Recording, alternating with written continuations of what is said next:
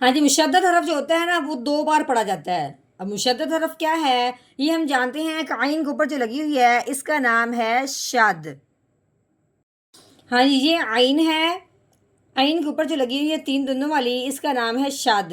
عین کے اوپر کیا آ گئی؟ شد آ گئی ہے۔ یہ شد جس حرف کے اوپر آتی ہے اس حرف کو مشدد کہتے ہیں۔ اب یہ شد آئی ہے عین کے اوپر تو اس کا نام ہو گیا عین مشدد، یعنی شد والی عین۔ جو بھی حرف شد والا ہوتا ہے، جیسے کہ اب یہ عین شد والا ہے تو اس نے پچھلے والے حرف کو اپنے ساتھ ملا لینا ہے۔ یہ شد کی خاصیت ہے، جہاں بھی شد نظر آئے گی آپ نے پچھلے والے حرف کو اس کے ساتھ ملا لینا ہے۔ اب جیسا کہ پچھلے والا حرف کیا ہے؟ فا ہے، آگے عین ہے، اب ہم نے فا کو عین کے ساتھ ملانا ہے۔ تو اس کے بعد جو عین کے اوپر اپنی زبر ہے، یعنی شد والا جو حرف ہوتا ہے نا وہ 2 بار پڑھا جاتا ہے۔ ایک بار تو پچھلے والے کو اپنے ساتھ ملاتے ہوئے، اس کے بعد اس کی اپنی زبر زیر پیش ہوگی وہ پڑھتے ہوئے۔ جیسے کہ اب ہم نے پہلے فا کو عین کے ساتھ ملانا ہے، پھر عین کی اپنی زبر جو لگی وہ پڑھنی ہے۔ تو کیسے پڑھیں گے؟ فا عین زبر فا۔ کیسے پڑھنا ہے؟ فا، آگے اوپر عین ہے، عین کے اوپر زبر لگی، آگے الف ہے، الف سے پہلے زبر آ جائے تو اسے ایک الف کے برابر لمبا کرتے ہیں۔ تو کیسے پڑھیں گے؟ عین الف زبر آ فا آ۔ ٹھیک ہو گیا، ہم نے عین کی آواز بھی نکالنی ہے، اس کا مخرج نکالنا ہے۔ عین کی حلق کی درمیانی حصے سے کس کے آواز نکالنی ہے ہم نے۔ نحمده ونصلي على رسوله الكريم اما بعد فاعوذ بالله من الشیطان الرجیم بسم اللہ الرحمن الرحیم۔ السلام علیکم ورحمۃ اللہ وبرکاتہ۔ امید ہے آپ سب خیریت سے ہوں گے، انشاءاللہ جہاں ہوں گے ایمان اور صحت کی نعمت سے مالا مال ہوں گے۔ ہاں جی، تو آغاز کرتے ہیں ہم اپنے آج کے سبق کا دعاؤں کے ساتھ۔ تو چلیے شروع کرتے ہیں۔ اللهم صل على سيدنا ومولانا محمد وعلى آل سيدنا ومولانا محمد وبارك وسلم۔ رب اشرح لي صدري ويسر لي أمري واحلل عقدة من لساني يفقهوا قولي۔ رب زدنا علما، رب زدنا علما، رب زدنا علما۔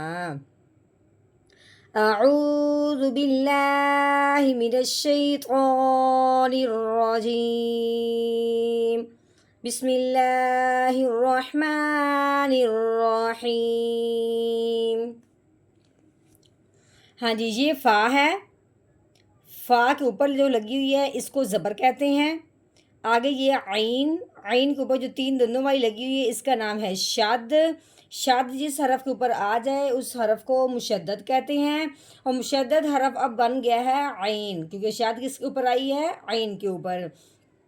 ہاں جی، جس حرف کے اوپر شد آ جاتی ہے تو وہ پچھلے والا حرف جو ہوتا ہے وہ اس شد والے حرف کے ساتھ مل جاتا ہے۔ جیسے کہ اب شد آئی ہے عین کے اوپر، اب ہم نے فا کو عین کے ساتھ ملانا ہے۔ تو کیسے پڑھیں گے؟ فا عین زبر فا۔ کیسے؟ فا۔ ہاں جی، آگے عین کے اوپر آ گئی ہے زبر، اس سے آگے آ گئی ہے الف۔ ٹھیک ہے، الف سے پہلے حرف پہ جب زبر آ جائے تو اس حرف کو ایک الف کے برابر لمبا کرتے ہیں۔ تو کیسے لمبا کریں گے؟ عین الف زبر آ فا آ۔ ہاں جی، آگے یہ لام ہے، لام کے اوپر لگی ہوئی 2 پیش۔ ٹھیک ہے، 2 پیش کو تنوین کہتے ہیں۔ اب یہ جو لام کے اوپر جو 2 پیش لگی ہوئی ہے یہ اس کو صرف لام کے اوپر 2 پیش کے ساتھ نہیں پڑھنا، اس کے آگے ایک اور لام ہے، ہم اس لام کو اس لام کے ساتھ ملا کے پڑھیں گے۔ تو کیسے پڑھیں گے؟ یہ والا لام، ٹھیک ہے، وہ والا لام شروع کرتے ہیں۔ لام لام 2 پیش لول۔ ٹھیک ہو گیا؟ فعالل۔ ٹھیک ہے، یہ لام ہم نے اس لام کے ساتھ ملایا ہے، اس کے اوپر 2 پیش پڑھتے ہوئے۔ کیسے؟ لام لام 2 پیش لول فعالل۔ جب ہم آگے چلتے ہیں، لام زیلی، ٹھیک ہے، آگے یہ میم ہے، میم کے اوپر لگی ہوئی ہے زبر، اس کے آگے ساتھ ہی آگے الف۔ ہم نے کیا پڑھا ہے کہ الف سے پہلے حرف پہ جب زبر آ جائے تو اس کو اس کے ساتھ ملاتے ہوئے، یعنی کہ میم کو الف کے ساتھ ملاتے ہوئے ہم نے اس کو ایک الف کے برابر لمبا کرنا ہے۔ تو کیسے پڑھیں گے؟ میم الف زبر ما، لیما۔ ہاں جی، آگے یہ یا ہے، یا کے اوپر لگی ہوئی ہے پیش، آگے یہ را کے نیچے لگی ہوئی ہے زیر۔ ہاں جی، اب یہ ہے کہ اس کے اوپر کوئی شاد کوئی جزم نہیں آئی تو یہ دونوں آپس میں نہیں ملیں گے، تو کیسے پڑھیں گے؟